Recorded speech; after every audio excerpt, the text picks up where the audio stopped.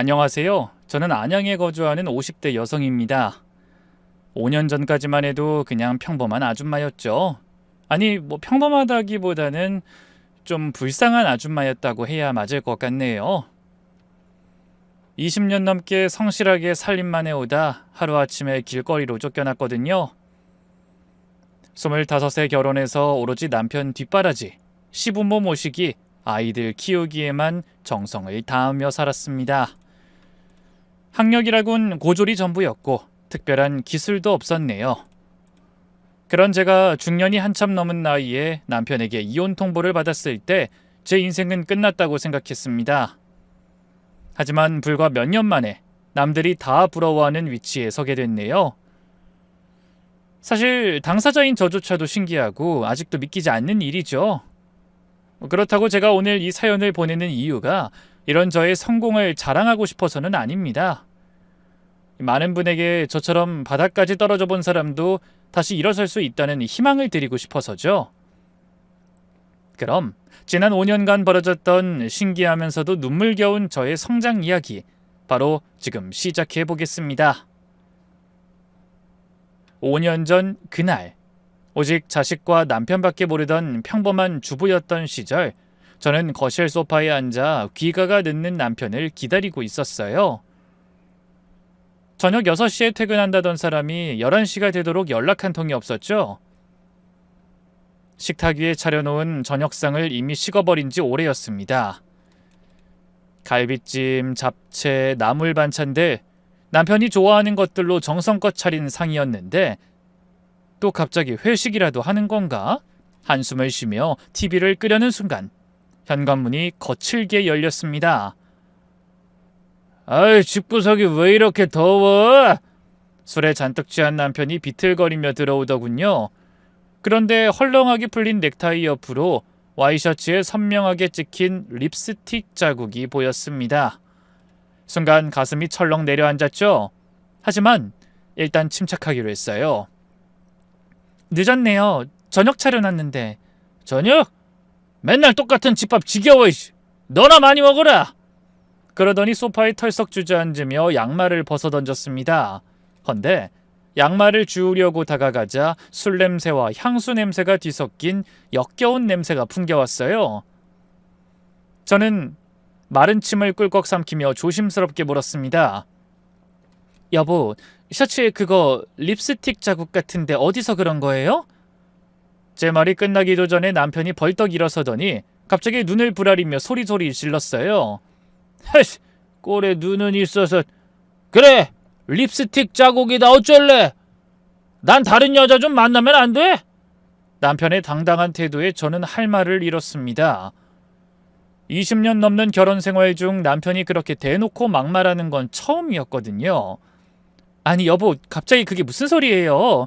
난 그냥 옷에 립스틱이 묻어서 물어본 것뿐인데. 술 많이 마셨나 봐요. 일단 씻고 내일 얘기해요. 내일? 내일 또 지겨운 네 얼굴 보고 얘기하라고? 야, 김미산! 남편이 제 이름을 부르는 순간 전 뭔가 심상치 않은 일이 일어날 거라는 걸 직감했습니다. 나 너랑 이혼할 거야. 도장 찍자. 뭐라고요? 못 들었어? 이혼하자고! 나 좋은 사람 생겼어. 예쁘고 돈도 많고 너하고는 차원이 다른 여자야. 제 머릿속이 하얘졌습니다. 이게 무슨 날벼락인가 싶었죠. 여보, 일단 진정하고 내일 제정신일 때 얘기해요. 우리가 같이 산 세월이 얼만데 이혼이라니 말도 안 돼요. 애들 아직 결혼도 안 했는데. 그래, 내가 애들 때문에 20년이나 너한테 묶여 살았지. 그래서 이제 자유를 찾고 싶은 거야. 민수는 군대 갔고 지연인 대학생이잖아. 이제 애들도 다 컸다고. 그러더니 주머니에서 서류 뭉치를 꺼내 탁자에 던졌습니다. 물론 이혼 서류였죠. 꼬깃꼬깃해진 종이가 이미 남편이 한참 전부터 이혼을 준비하고 있었다는 걸 말해주고 있더군요. 이걸 이미 준비했었던 거예요? 저도 모르게 목소리가 떨렸습니다. 그저 술에 취한 남편이 주사를 부리는 거라고 여기고 싶었던 저는 배신감에 정신이 아득해지는 기분이었죠. 그래도 가능한 마음을 다스리며 차분하게 대화하려 노력했습니다. 그래, 변호사도 만나고 한참 전부터 준비했다고. 그러니까 뭐 재산분할 그딴 거 기대하지 마. 이 집은 내 부모님이 물려주신 거고 돈도 나 혼자 벌었잖아. 그 긴 세월 동안 넌 그냥 얹혀 살면서 밥만 축냈어. 그래놓고 돈까지 내놓으라면 양심도 없는 거지. 얹혀 살았다고? 내가 20년 넘게 당신 뒷바라지하고 애들 키우고 그게 얹혀 산 거예요? 제가 목소리를 높이자 남편의 눈빛이 변했습니다. 네가 뭘 했다고 큰소리야? 집에서 밥하고 청소한 게 자랑이야? 요즘 세상에 돈만 주면 그건 파출부도 다 하는 일이야. 아니 파출부가 더 잘하지. 그 말에 눈물이 주르륵 흘렀습니다. 제 지난 세월이 파출부만도 못한 것으로 평가받는 순간이었으니까요. 그 여잔 달라. 미모는 기본이고 강남에 빌딩이 여러 채야. 아버지가 부동산 재벌이거든. 너같이 무식하고 돈도 없는 다 늙은 여자하고는 차원이 다르다고. 지금 그 말 진심이에요? 당연하지. 고졸에다 집에서 살림만 한 주제 네가 남편의 고생을 알기나 해? 사회생활 한번 못 해본 주제 뭐가 잘났다고 뻔뻔하게 고개를 치켜들어? 요즘 밖에 나가면 잘난 여자들이 차고 넘쳐. 너처럼 세상 물정 모르고 답답한 여편네를 데리고 사는 내가 얼마나 창피한 줄 알아? 남편의 말 한마디 한마디가 비수가 되어 제 가슴에 꽂혔습니다. 하지만 더 충격적인 일은 그 다음에 일어났네요. 빨리 도장 찍어! 귀찮게 하지 말고. 이렇게 갑자기 무슨 이혼을 하자는 거예요? 나도 생각할 시간이 필요해요. 그때였어요. 짝! 찰진 소리와 함께 눈앞에 불이 번쩍였네요. 남편이 제 뺨을 때린 겁니다. 20년 만에 처음 있는 일이었습니다. 나 재혼할 거니까 도장 빨랑 찍어 이년아! 저는 얼얼한 뺨을 감싸주고 남편을 올려다봤습니다. 술에 취해 벌겋게 상기된 얼굴, 하지만 눈빛은 매서웠습니다. 남편의 마음이 이미 떠난 지 오래였다는 걸 그제야 깨달았죠. 그 여자가 그렇게 좋아요? 당신 자식을 둘이나 낳아준 나보다? 당연히 좋지. 학벌, 집안, 미모, 재산 모든 면에서 나한텐 과분하다고. 게다가 20대야. 너처럼 다 늙어빠져 볼품없는 여자가 어디 비교나 돼? 40대 후반. 늙었다면 늙은 거겠죠. 하지만 전 그 청춘을 남편을 위해 다 바쳤는데 그런 모든 게 다 부질없는 일이었던 거예요. 알았어요. 그렇게 합시다. 대신 재산 분할은 제대로 해줘요. 야, 내가 돈이 어딨어? 애들 대학 보내고 독립한다고 오피스텔 얻어주느라 개털된 거 뻔히 알면서 무슨 돈 타령이야? 그럼 나더러 빈손으로 나가란 말이에요? 재주 있음 네가 가져가 봐. 발거벗고 탈탈 털어도 땡전 한 푼 없으니까. 이 집 있잖아요. 이 집은 우리 부모님이 평생 고생해서 모은 돈으로 마련하신 거야. 나한테 상속해준 부모님 마지막 재산을 왜 네 입에 올려? 아무리 취재를 몰라도 언감생심 여기다 눈덩을 들이는 게 말이 돼? 원래 상속받은 재산은 재산 분할 안 된다는 것도 모르지? 사회생활을 해봤어야 그런 걸 알지. 무식한 게. 네가 계속 싫다고 하면 나 그냥 짐 싸서 멱살 잡아 끌어낼 거야. 나이 들어 개망신당하고 애들한테 한심한 꼴 보이고 싶으면 마음대로 해. 그 말에 저는 한숨을 쉬며 방으로 들어가 버렸어요. 방문 앞에서 남편이 고래고래 소리 지르며 욕하는 게 들리더군요. 결국 며칠간의 고민 끝에 저는 남편의 말에 동의했습니다. 아무리 술에 취했었다곤 하지만 가슴에 간직하고 다닌 서류가 남편의 이혼 의지를 보여줬고 무엇보다 손찌검까지 하는 남자를 붙들고 계속 살 자신이 없더라고요. 제가 이혼하겠다는 말에 남편은 신이 나서 소리쳤어요. 뭐? 당신 그거 정말이지? 아이, 잘 생각했어. 혹시라도 나중에 말 바꿀 생각하지 마. 내일 아침에 당장 가자. 그러곤 콧노래까지 부르며 핸드폰을 들고 밖으로 나가더군요. 아마 내연녀에게 이혼하기로 한 사실을 알려주려고 그러는 것 같았어요. 저는 거실에 혼자 남아 흐느껴 울었습니다. 그리고 그날 밤 한숨도 못 잤죠. 그 대신 앨범을 꺼내 20년의 추억을 되짚어봤습니다. 신혼여행 사진, 아이들 돌잔치 사진, 가족여행 사진, 그 모든 게 거짓이었나 싶었어요. 새벽에 저는 조용히 짐을 쌌습니다. 많지 않았어요. 옷 몇 벌, 화장품, 그리고 친정엄마가 물려주신 금반지 하나. 20년 넘게 이어진 결혼 생활에서 남은 거라곤 그게 전부였네요. 잠시 후 아침 9시에 법원 앞에 도착했어요. 빨리 가서 끝내자. 나 11시에 약속 있어. 남편은 여전히 무표정하다 못해 홀가분해 보이더군요. 그렇게 저와 남편의 20년 넘는 결혼 생활이 끝났습니다. 모든 절차가 마무리되고 마지막으로 남편을 만난 날 남편이 웃으며 말하더군요. 고맙다, 깔끔하게 끝내줘서. 그 긴 세월을 함께한 조강지처에게 마지막 한다는 말이 고작 이혼해줘서 고맙다라는 말이었네요. 아, 그리고 이거. 남편이 봉투를 하나 건넸습니다. 뭐예요?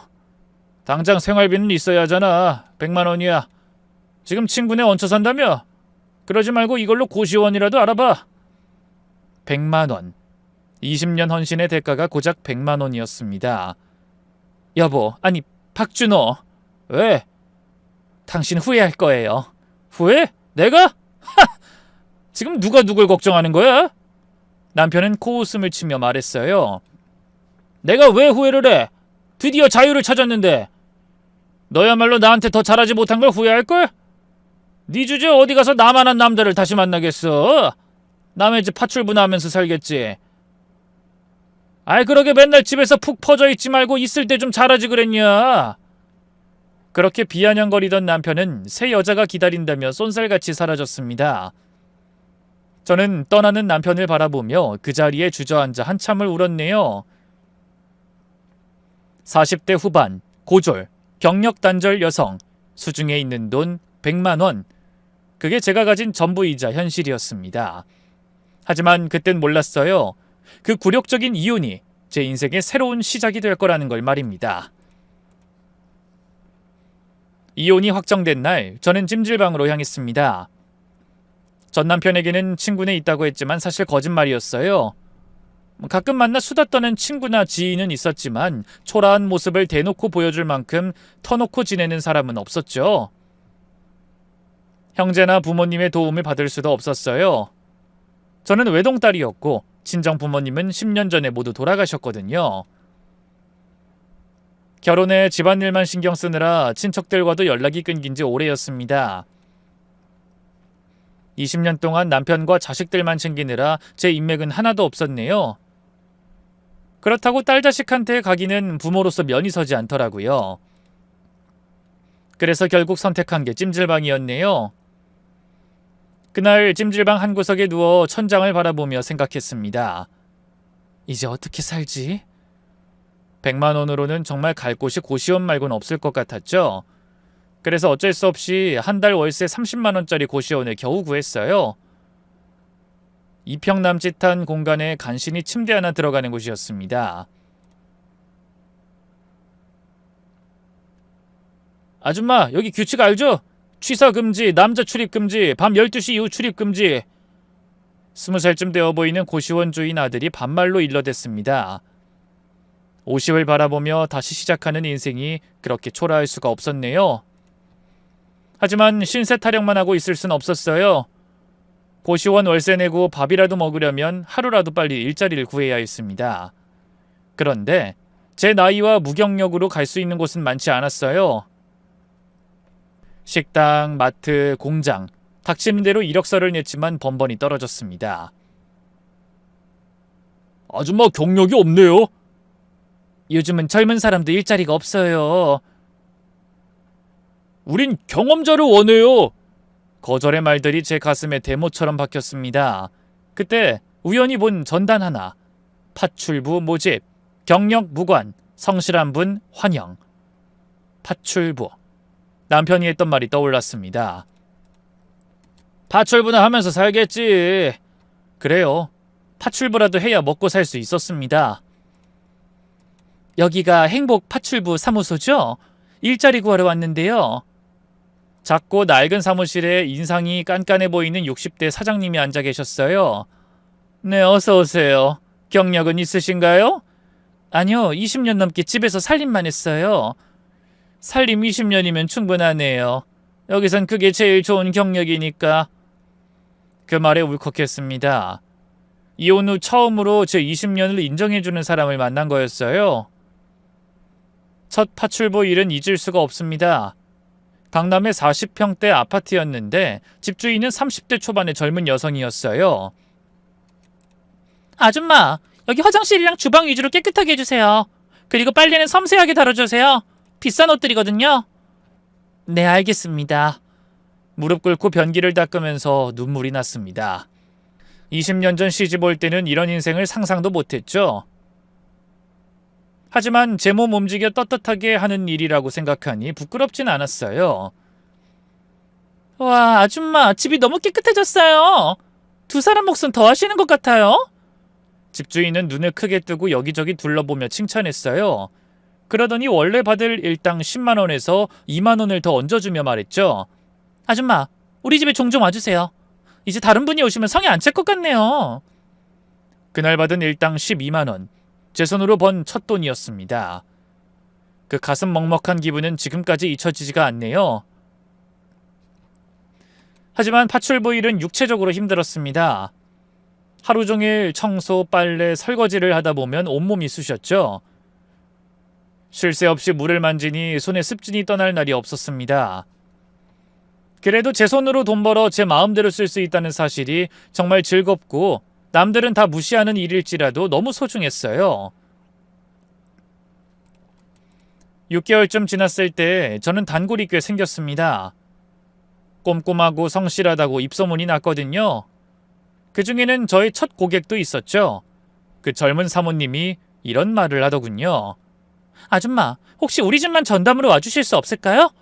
제가 이번에 이직하면서 더 바빠질 것 같아서요. 한 일주일에 3번 정도? 급여는 월급으로 드릴게요. 그 제안이 저는 너무 반가웠습니다. 정기적인 수입이 생긴다는 게 얼마나 감사했는지 몰라요. 그래서 그때부터 일용직과 고정적인 일을 겸하게 됐어요. 그렇게 한참 일하는 동안 다른 파출부 일하는 동료들과 친분도 쌓게 됐죠. 이혼녀, 사별한 분, 남편 사업 실패로 돈 벌러 나온 분, 각자 사연은 달랐지만 모두 열심히 살고 있었습니다. 그런데 일하다 보니 파출부 사무실이나 인력 파견 업체는 수수료도 너무 많이 떼갈 뿐 아니라 일하는 우리 편이 아닌 파출부를 고용하는 소비자 편이라는 생각이 많이 들더군요. 한 번은 이혼하고 혼자 애 둘을 키우는 아이 엄마가 파출부 일을 하러 갔는데 학교에서 놀던 아이가 다쳐 병원에 실려갔다는 겁니다. 그런데 일하러 간 집에서 손님 초대했으니 할 일 다 해놓고 가라며 애엄마를 못 가게 해서 실랑이를 벌였나 봐요. 그래도 아이 걱정에 일당을 포기하고 병원으로 달려갔는데 그 파출부를 부른 주인이 정신적 피해를 봤다며 배상을 요구했다는 거예요. 하루 벌어 하루 먹고 사는 사람들한테 어떻게 그렇게 모질게 구는지 어이가 없었어요. 하지만 그럴 때도 파출부 사무실은 자기들은 아무 책임이 없다며 발뺌하더랍니다. 그러던 어느 날 파출부를 하다 알게 된 사람들과 저녁을 먹으며 이야기를 나누게 됐습니다. 요즘 파출부 찾는 사람은 많은데 업체들이 수수료를 너무 많이 떼가요. 맞아요. 그리고 우리 사장은 전혀 상관없이 무슨 기계처럼 다루는 것 같아서 가끔 마음도 상하고요. 이러느니 차라리 내가 직접 청소 전문 업체를 만드는 게 낫겠어요. 저도 모르게 불쑥 튀어나온 말이었어요. 근데 그 말을 들은 동료들이 갑자기 눈을 빛내며 몸을 바짝 기울이더니 이렇게 말했죠. 어머, 그거 너무 좋은 생각이에요. 미선 씨가 한다고 하면 나 거기 당장 취직할래요. 저도요. 미선 씨라면 무조건 믿고 일할 수 있을 것 같아요. 그럼 우리가 창업 멤버가 되는 건가? 어머, 너무 멋있어요. 정작 저는 아무 생각도 없는데 다른 사람들이 신나서 저마다 한마디씩 하더군요. 저는 몸을 뒤로 빼며 손살에 쳤습니다.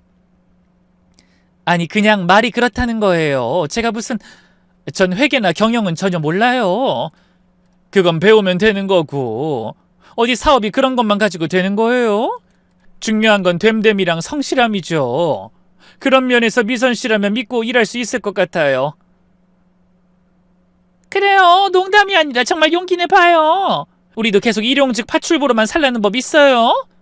미선 씨가 회사 만들면 우리도 당당한 직장인이 되는 거라고요. 그날부터 저는 밤잠 설치며 고민을 시작했습니다. 처음에는 말도 안 된다고 생각했던 일이지만 점점 무언가를 해보고 싶다는 욕구가 가슴속에서 꿈틀거렸어요. 삶이 바닥을 쳤다고 생각하니 못할 게 없다는 생각이 들기도 했죠. 그래서 하루는 용기를 내 소상공인 지원센터를 찾아갔습니다. 그리고 무료 창업 교육을 신청했죠. 헌데 공부를 시작하니 창업은 정말 쉬운 게 아니었어요. 회계, 마케팅, 세법, 노무, 배워야 할 게 산더미였습니다. 하지만 한번 시작한 일이니 열심히 해보기로 했네요. 그래서 고등학교 졸업하고 처음으로 공부를 다시 시작했습니다.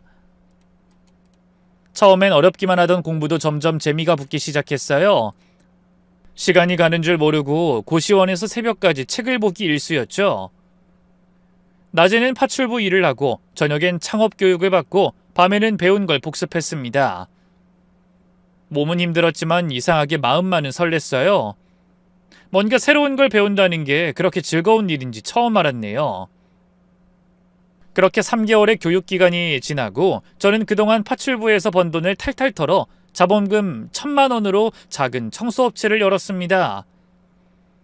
낡은 건물 반지하에서 직원 5명으로 첫 영업을 시작했죠. 전부 저처럼 별다른 사회 경험이 없어 파출부 일만 하던 동료들이었어요. 그래도 일에 대한 열정만큼은 누구보다 뒤지지 않는 성실한 사람들이었습니다. 믿고 맡길 수 있는 청소업체, 중년 여성들이 직접 운영하는 정직한 회사입니다. 그렇게 전단을 만들어 아파트 단지를 돌며 직접 뿌렸네요.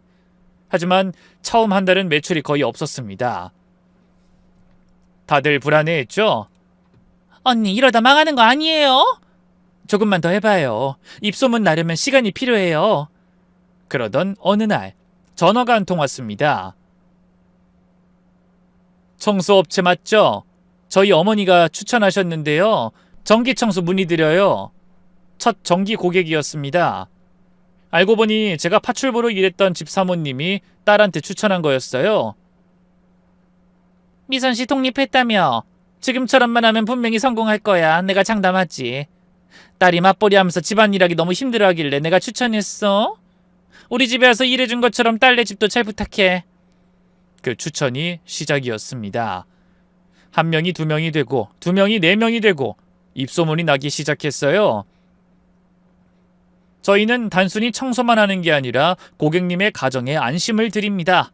이게 우리의 모토였습니다. 중년 여성들이라 믿을 수 있다. 꼼꼼하다, 정직하다, 이런 이미지가 고객들에게 먹혔죠.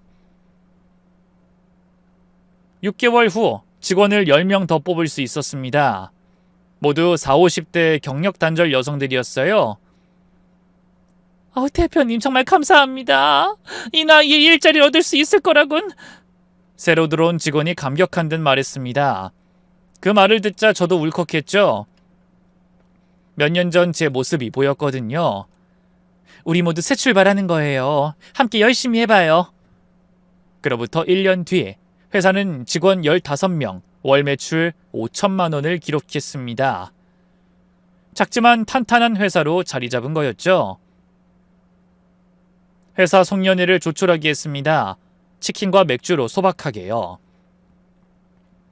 1년 전만 해도 일용직으로 위태롭게 살던 우리가 이젠 어엿한 직장인이에요.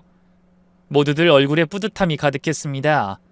그 모습을 보고 있자니 저도 행복해서 눈시울이 붉어졌어요. 그날 밤 저는 고시원으로 돌아와 작은 거울을 봤습니다. 몇 년 사이 많이 변한 제 모습이 보였어요. 파출부 일로 거칠어진 손, 하지만 눈빛은 살아있었죠. 박준호, 네가 파출부나 하면 살 거라던 이 여자 이제 사장이야. 날 놓친 걸 언젠간 반드시 후회하게 될걸? 마음속으로 그렇게 외쳤네요. 하지만 그건 시작에 불과했죠. 저에게는 앞으로 더 큰 도전이 기다리고 있었으니까요. 그렇게 몇 달의 시간이 또 지나자 직원도 늘고 월 매출도 8천만 원을 넘어섰죠.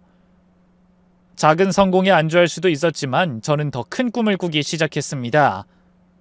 그때까지는 개인 가정집 위주였지만 안정적인 성장을 위해서는 기업 고객이 필요하다고 생각한 겁니다. 그래서 대기업의 청소 용역 업체 입찰에 참여해 보기로 했네요. 하지만 그런 대형 입찰에 참여하려면 직원도 더 많아야 하고 장비도 많이 보강해야 했어요. 거기다 입찰 보증금까지. 저는 고민이 깊어졌습니다. 도전하자니 위험 부담이 크고 안 하자니 성장의 기회를 놓치는 것 같았죠. 그래도 안 하고 후회하느니 해보고 후회하자는 생각이 들어 그동안 벌어놓은 돈을 탈탈 털어 장비에 투자하고 직원도 더 뽑았어요. 그리고 은행의 문을 두드려 어렵게 사업자 대출도 받았습니다. 그리고 고심해 입찰가를 정하고 청소업체 입찰에 참여했네요. 그때 대기업에서 나온 관련자들에게 우리 회사를 홍보하기 위해 조심스럽게 다가가 인사했습니다. 안녕하십니까. 저희는 다른 회사에 비해 규모는 작습니다. 하지만 그 누구보다 절실한 마음을 가지고 일하는 사람들의 회사예요. 직원 대부분은 40, 50대 경력 단절 여성들입니다. 인생 이망을 시작하는 사람들이죠. 그래서 더 성실하고 더 꼼꼼하고 더 감사한 마음으로 일합니다. 내 집을 쓸고 닦는 주부의 마음으로 성심을 다해 청소하겠습니다. 결과 발표는 일주일 후였어요. 저는 며칠간 긴장으로 잠을 못 잤죠. 그리고 다음 날 오전 10시 전화벨이 울렸습니다. 축하합니다. 최종 낙찰자로 선정되셨습니다. 네? 정말요? 믿기지 않았습니다. 다시 한번 확인했죠. 네, 그 다음 주에 계약하러 오시면 됩니다. 전화를 끊고 사무실로 뛰어갔습니다. 됐어요. 우리가 해냈어요. 직원들과 껴안고 울었습니다. 작은 우리 회사가 드디어 대기업 입찰에 성공한 거예요. 한 달이 지나고 대기업 직원들의 반응이 왔습니다. 요즘 청소가 정말 깨끗해졌어요. 화장실이 호텔 수준이에요. 청소하시는 분들이 정말 친절하세요. 좋은 평가에 자신감이 생겼습니다. 우리가 할 수 있다는 확신이 들었죠. 그리고 또 2년이라는 시간이 흘렀어요. 이제 회사는 부산지사를 시작으로 전국으로 시세를 확장했습니다. 그리고 각 지역마다 설명회를 열었네요. 저희는 단순한 청소회사가 아닙니다. 40, 50대 여성들의 재기를 돕는 플랫폼입니다. 부산 설명회에 200명이 넘는 여성들이 몰렸습니다. 다들 간절한 눈빛이었죠. 저도 이혼하고 갈 곳이 없었는데 이런 기회 주셔서 감사합니다. 드디어 부산에도 우리 같은 사람들을 위한 회사가 생기는군요. 각 지역 지사장은 그 지역 출신 여성 중에서 선발했습니다. 중앙에서 관리하는 게 아니라 각 지역의 특성을 살리는 거였죠. 전국 확장은 순조로웠습니다. 6개월 만에 5개 지사, 직원 400명의 중견기업이 되었어요. 월 매출도 30억을 넘어섰죠. 그러던 어느 날, 한 지역 방송국에서 연락이 왔어요. 저희는 경력 단절 여성에 대한 시사 프로그램을 기획하고 있어요. 대표님의 성공 스토리를 취재하고 싶은데요. 저를요? 저는 별로 거창하게 말씀드릴 게 없는데... 파출부로 시작해서 400명 기업의 CEO가 되신 스토리가 감동적입니다. 경력 단절된 많은 분께 희망을 줄 수 있을 것 같아요. 그 말에 저는 용기를 내 취재에 응하기로 했습니다. 카메라 앞에 서는 게 너무나 떨렸지만 우리의 이야기를 알리고 싶은 마음도 컸어요. 20년간 전업주부로 살다가 40대 후반에 이혼당했습니다. 그땐 정말 막막했죠. 파출부를 시작했지만 포기하지 않았습니다. 인터뷰하면서 울컥울컥했습니다. 정말 먼 길을 왔구나 싶었거든요. 가장 기억에 남는 순간은 언제였나요? 파출부로 첫 수입을 얻은 날이요. 제 손으로 처음 번 돈을 들고 고시원에서 울었죠. 근데 그게 제 인생을 바꾼 시작이었습니다. 방송은 직원들의 인터뷰도 담았습니다. 대표님은 우리의 희망이에요. 다시 시작할 수 있다는 걸 보여주셨죠. 단순히 월급만 주는 사장님이 아니라 함께 성장하는 동반자예요. 그리고 얼마 후 방송이 나갔습니다. 비록 지역 방송이었지만 방송의 위력은 대단했어요. 다음 날부터 회사 전화에 불이 날 정도였죠. 방송 보고 연락드렸어요. 저희도 계약하고 싶습니다. 대표님, 강연 요청드려요. 그렇게 물밀듯이 밀려드는 계약 요청과 강연 의뢰로 저는 눈코 뜰 새 없이 꿈같은 나날을 보냈습니다. 그런데 너무 바빠서 행복한 비명을 지르고 있을 때 갑작스러운 위기가 찾아왔어요. 저희와 비교도 안 되는 규모의 대형 청소업체에서 딴지를 걸어온 겁니다. 아마 무섭게 성장하는 저희를 견제하고 싶어 더러운 수를 쓰려고 한 것 같더군요. 저희가 대기업 입찰 당시 직원 수를 부풀리고 서류를 조작해 입찰에 성공했다는 거짓 제보를 한 겁니다. 하지만 조사 결과 오히려 기준보다 더 완벽한 조건을 만들어 입찰했다는 사실을 확인받게 됐죠. 하지만 상대는 포기하지 않았습니다. 저희와 계약한 회사의 직원을 가장해 불만 사항을 퍼뜨리고 악의적인 소문을 내기도 했어요. 그런 행동에는 서슴없이 법적인 대응을 예고했습니다. 그랬더니 이번엔 숙련된 우리 직원들을 빼가려고 스카우트를 시도했어요. 급여를 훨씬 많이 주고 복지도 더 좋게 해준다는 말로 직원들에게 접근했습니다. 몇몇 사람들은 흔들리는 것 같았네요. 그때 제가 직원들을 모두 모았죠. 저는 여러분의 선택을 존중합니다. 더 좋은 조건으로 노력하시는 것도 당연히 여러분의 권리예요. 하지만 한 가지만 기억해 주세요. 우리는 단순한 직장이 아니라 함께 성장하는 동반자라는 걸요. 그리고 약속했습니다. 올해 안에 반드시 처우를 개선하겠습니다. 믿고 기다려주세요. 다행히 대부분의 직원이 남아줬습니다. 대표님을 믿어요. 우리가 키운 회사잖아요. 저는 그 믿음에 보답하기 위해 밤낮 없이 발로 뛰어 더 많은 계약을 따냈습니다.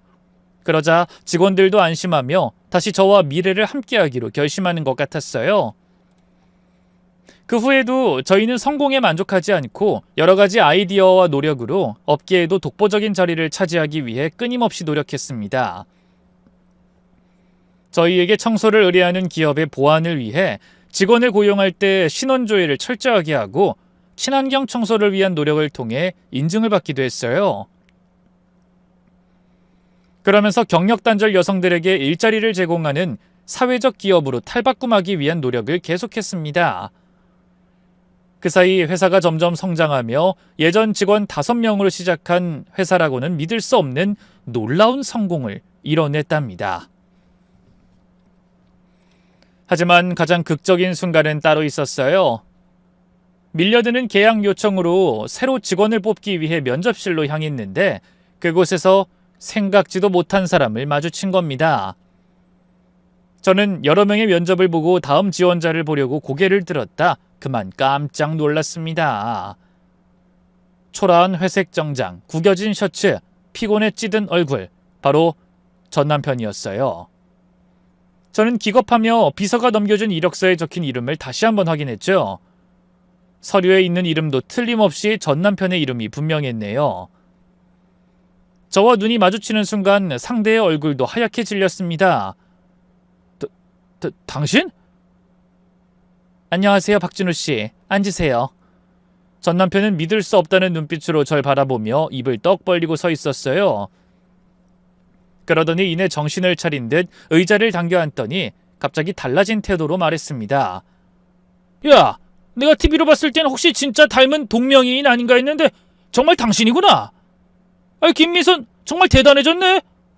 갑자기 반말이었습니다. 게다가 마치 오랜 친구를 만난 것처럼 친근하게 굴었죠. 박준호 씨, 여긴 면접장입니다. 예의를 지켜주세요. 예의? 우리 사이에 무슨 예의야. 20년을 넘게 부부로 살았는데. 순간 어이가 없었습니다. 5년 전 저를 쫓아낸 사람이 이제 와서 무슨 소리라는 건지. 그 인연은 5년 전에 끝났습니다. 이력서 보니 청소부로 지원하셨네요? 그건 형식이고 사실 당신 만나러 온 거야. 저를요? 전 남편이 몸을 앞으로 기울이며 말했습니다. 그래. TV에 나온 당신 모습 보고 도저히 그냥 넘어갈 수가 없더라고. 생각해보니 이렇게 성공한 것도 다 내 덕분이잖아. 뭐라고요? 저는 귀를 의심했습니다. 내가 너랑 이혼했으니 네가 독립해서 성공한 거지. 나랑 계속 살았으면 평생 별 볼 일 없는 아줌마로만 살고 있었을 텐데 안 그래? 전 남편은 진심으로 그렇게 생각하는 것 같더군요. 이 뻔뻔함에도 정도가 있지 정말 상상을 초월하는 인간이었죠. 그러니까 당신이 나를 버린 게 은혜를 베푼 거라는 말씀인가요? 아니 맞아. 내가 당신을 자유롭게 해주고 날개를 달아준 거지. 난 애초에 당신이 그렇게 집구석에서 썩을 사람이 아니라는 걸 알았거든. 내가 당신이 가진 능력을 발견하게 해준 거야. 아니 그래서 말인데 전 남편이 갑자기 목소리를 낮췄습니다. 이제 성공했으니 우리 다시 합치자. 순간 저는 귀를 의심했죠. 뭐라고요? 방금 뭐라고 했어요? 나만큼 당신을 잘 아는 사람은 없어. 난 당신이 언젠가 이렇게 멋진 사람으로 거듭날 줄 알았다니까. 보아하니 당신 혼자 이렇게 큰 회사 이끌어가기 힘들 것 같은데 나처럼 사회 경험 많고 능력 있는 남자가 뒤에서 떡 버티고 있어줘야 사업이 더 승승장구할 거야. 그러니까 우리 예전 일은 다 잊고 다시 합쳐서 이 회사 더 큰 회사로 잘 키워보자. 저는 어이가 없어 잠시 말문이 막혔어요. 하지만 곧 정신을 차리고 콧방귀를 끼며 말했죠. 아무리 낯이 두꺼워도 어떻게 그런 소리를 해요? 그리고 여긴 면접장입니다. 개인적인 인연을 빌미로 헛소리나 늘어놓을 거면 당장 나가세요. 뭐? 당신 성공했다고 사람이 이렇게 달라져도 되는 거야? 몇 년 전까지만 해도 나한테 이혼하지 말자고 울고불고 매달리던 여자였던 거 잊었어? 아니요. 난 그때의 내가 아니에요. 물론 당신도 이제 예전의 내 남편 아니고요. 정신 차려요. 정말 이렇게 나올 거야? 좋아. 그럼 나한테 보답이라도 해. 보답이라니 무슨 보답? 이 회사 연매출 장난 아니라며? 그러니까 나한테도 좀 나눠줘야 하지 않겠어? 어쨌든 내가 당신 성공시킨 거나 마찬가지잖아. 저는 계속되는 전 남편의 어이없는 당당함에 경악했습니다. 그리고 생각해봐. 20년 동안 내가 너를 먹여 살렸잖아. 이제 네가 보답할 차례 아니야? 많이도 안 바래. 한 달에 1,000만 원 정도만 주면 돼. 아니면 이사직 하나 만들어주든가. 전 남편의 눈빛을 보니 진심인 것 같았어요. 박준호 씨, 정신이 있으신가요? 당신이랑 나는 이미 5년 전에 이혼했어요. 내가 왜 당신의 그 어이없는 요구를 들어줘야 하는 거죠? 정이 있잖아, 정이. 20년간 부부로 산 정을 잊으면 안 되는 거야. 그리고 가장 중요한 건 내가 없었으면 당신이 여기까지 올 수 없었다는 거야. 저는 차분히 말했습니다. 맞아요, 그건 인정해요. 당신이 없었으면 여기까지 올 수 없었죠. 당신이 날 무시하고 폭언하고 때리고 버렸기 때문에 정신 차리고 일어설 수 있었던 거예요. 그거 봐, 내 말 맞잖아. 거기다 내가 빈손으로 내쫓을 수도 있었는데 마지막 온정을 베풀어서 돈까지 쥐어준 거 잊었어? 당신 그 종잣돈으로 이렇게 큰 회사 만든 거 모를 줄 알아? 그러니까 나도 이 회사에 지분이 있어. 종잣돈이라니? 설마 그 100만 원 말하는 거예요? 좋아요. 그럼 나도 그때 보답해야겠네요. 그러고는 지갑을 열어 10,000원짜리 몇 장 꺼내 전 남편의 얼굴에 대차게 뿌리며 소리쳤습니다. 여기! 그때 5년 전에 당신이 위자료로 줬던 100만 원이에요. 나도 이 정도 보답이면 충분하겠죠? 뭐야? 지금 장난해? 아니, 나 당신이랑 이렇게 장난할 시간 없는 사람이야. 말 같지도 않은 말에 상대해주는 것도 여기까지니까 그 돈이라도 챙겨서 당장 나가! 그러고는 인터폰을 눌렀습니다. 보안팀 올라와 주세요. 여기 면접 볼 자격 없는 분이 퇴실을 거부하고 있어요. 뭐? 당신 지금 뭐 하는 거야? 박준호 씨 이제 나가주세요. 면접은 여기서 끝입니다. 면접? 내가 면접 보러 온 줄 알아? 내 정당한 권리 찾으러 온 거야! 하지만 그때 제 지시를 받은 보안 직원들이 올라와 전 남편의 팔을 붙잡았죠. 그러자 전 남편은 끌려가지 않기 위해 안간힘을 쓰며 외쳤습니다. 손대지 마! 내가 누군지 알아! 여기 대표 전 남편이야! 나한테 이럴 순 없어! 김미선, 잊지 마! 이건 다 내가 만들어준 거야! 다 내 덕이라고! 하지만 전 미동도 하지 않았네요. 그러자 끌려가던 전 남편이 갑자기 돌변한 태도로 애원하듯 말했습니다. 알았어! 내가 괜한 소리 했어! 미선아! 여보! 내가 돈 달라고 안 할게. 그냥 당신 옆에만 있게 해줘! 제발 우리 다시 합치자! 내가 이렇게 빌게. 싹싹 빌면 받아줄 거야. 하지만 저는 면접자들과 직원들 앞에서 더는 꼴사나운 모습을 보이고 싶지 않아 보안 직원들에게 당장 끌고 가라고 힘줘 말했습니다. 결국 전 남편은 그대로 질질 끌려나가고 조용히 문이 닫혔어요. 하지만 그렇게 쫓겨나고도 전 남편은 여전히 정신을 차리지 못하더군요. 계속 회사 앞에 나타나서 소란을 피웠으니까요. 김미선, 내 돈 내놔! 내가 없었으면 이 회사도 없었다고! 하지만 아무도 전 남편의 말을 귀담아듣지 않았고 경찰에 신고되어 끌려가기를 반복했습니다. 결국 제가 별 움직임이 없자 이번엔 회사 앞에 진을 치고 서서 피켓 시위까지 하기 시작했어요. 이 회사 대표 김미선은 사업에 성공하자 어려운 시절 자신을 먹여 살려주고 창업을 할 수 있도록 종잣돈을 대준 남편을 버렸다. 파렴치 않은 김미선을 고발한다. 하지만 그 모습을 본 직원들은 오히려 저를 더 대단하다고 추켜 세우거나 때로는 안타까운 마음으로 한숨을 쉬었습니다. 저거 다 말도 안 되는 소리라는 거 알지? 내가 들었는데 저 남자가 바람이 나서 조강지처인 대표님 버리고 전 재산 내 언니한테 다 뺏기고 버림받은 거래. 그래놓고 성공한 전처한테 눌러붙으려고 찾아왔다가 거절당하니까 앙심 품고 저러는 거야. 어머, 완전 생쇼하는 거네? 인간이 어쩜 저렇게 못났니? 저런 남자랑 20년이나 살았더니 역시 우리 대표님 대단하시다. 사람이 초년에 어려우면 나중에 대박 난다더니 저런 인간이랑 헤어져서 우리 대표님 인생이 활짝 핀 거지 뭐. 그렇게 직원들이 쑥덕거렸지만 아랑곳하지 않고 거의 한 달 가까이 회사 앞에 나와 저를 음해하는 소문을 내려고 발악하더군요. 그런데 언젠가부터 더 이상 전 남편이 나타나지 않았네요. 그래서 아무리 노력해도 달라지는 게 없으니 당연히 포기한 거라고 여겼어요. 하지만 그로부터 1년 가까이 시간이 흐른 어느 날 저는 비서로부터 충격적인 소식을 듣게 됐습니다. 대표님, 강연 들어가신 사이에 경찰로부터 전화가 왔었습니다. 경찰이요? 아니 무슨 일로? 저 박준호 씨가 그동안 노숙자로 생활하고 있었던 것 같습니다. 노숙자요? 네. 그 오갈 곳이 없어서 서울역에서 노숙하다 얼마 전에 동사한 채로 발견됐답니다. 뭐라고요? 사실 얼마 전부터 알코올성 치매 증상을 보이고 있었나 봐요. 그래서 봉사단체에서 도움을 주려고 했지만 본인이 완강하게 거부했다고 하더라고요. 순간 가슴이 철렁했습니다. 너무나 미워한 사람이지만 그래도 20년을 넘게 함께 산 사람이었으니까요. 그래서요. 경찰에서 신원 확인하고 다른 연락되는 가족이 없어 대표님께 연락한 것 같습니다.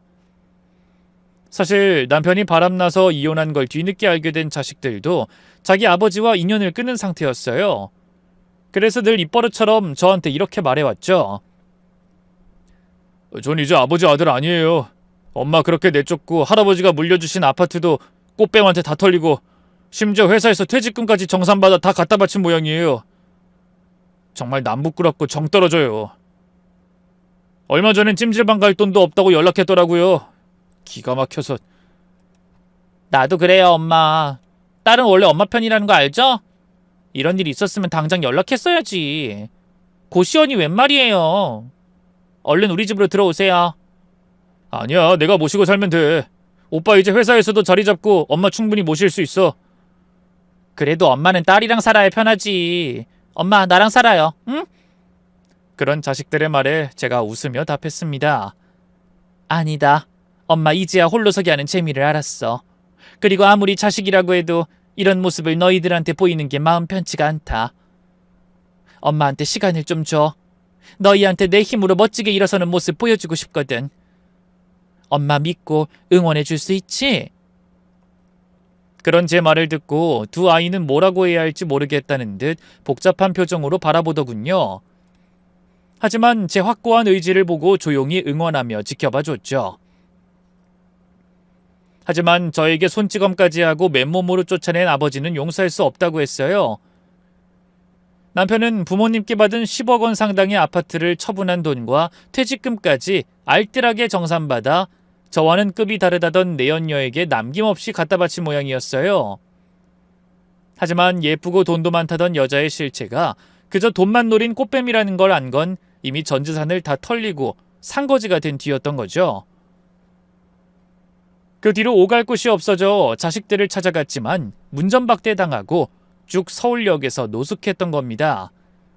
그러다 자신의 처지를 비관하며 구걸에 받은 돈으로 계속 술만 퍼먹은 모양이었어요. 그러니 50대의 젊은 나이에 알코올성 치매로 길바닥에서 동사나하게 된 거죠. 사람 인생 정말 한치 앞을 모르겠더군요. 저는 착잡한 마음을 감추지 못하고 비서를 향해 물었습니다. 장례는요? 그 연고자가 없어서 무연고 사망자로 처리된다고. 저는 한참을 고민하다 어두운 얼굴로 말했습니다. 내가 장례 치르겠습니다. 대표님, 그러실 필요가 있을까요? 예전에도 그랬고 얼마 전까지도 대표님을 힘들게 한 사람이잖아요. 그래도 아이들 아버지예요. 아무리 못난 아버지라도 그런 식으로 비참하게 떠난 걸 알면 나중에 아이들이 상처받을 거예요. 그래서 저는 전 남편의 장례를 치러주게 됐습니다. 참석자는 저와 자식들 그리고 친척 몇 명이 다였죠. 자식들도 그렇게 치를 떨던 아버지였지만 돌아가셨다는 소식에는 안타까운 눈물을 흘리더군요. 죄는 너무나 미웠지만 비참하게 생을 마감한 부모 앞에서 마음이 좋을 자식은 아무도 없을 겁니다. 영정사진 속 전 남편은 한때 잘나가던 시절의 모습이었습니다. 저는 그 오만하고 자신만만했던 얼굴을 바라보며 속으로 생각했어요. 당신은 끝까지 깨닫지 못하고 떠났겠네요. 당신이 버린 게 얼마나 소중한 것이었는지를. 오늘은 마지막으로 못한 말 꼭 전하고 싶네요. 나랑 이혼해줘서 고마웠어요. 당신 옆에서 구박받는 삶이 인생의 전부였던 나에게 새로운 기회를 준 건 사실이니까. 그렇게 씁쓸한 인사를 하고 장례식장을 나왔습니다. 찬바람이 뺨을 스치니 마음에 더 스산한 바람이 불어오는 것 같았죠. 모든 걸 가졌던 사람이 한순간에 잘못된 생각으로 인생을 얼마나 나락으로 떨어뜨렸는지 그 생각을 하니 허무하더군요.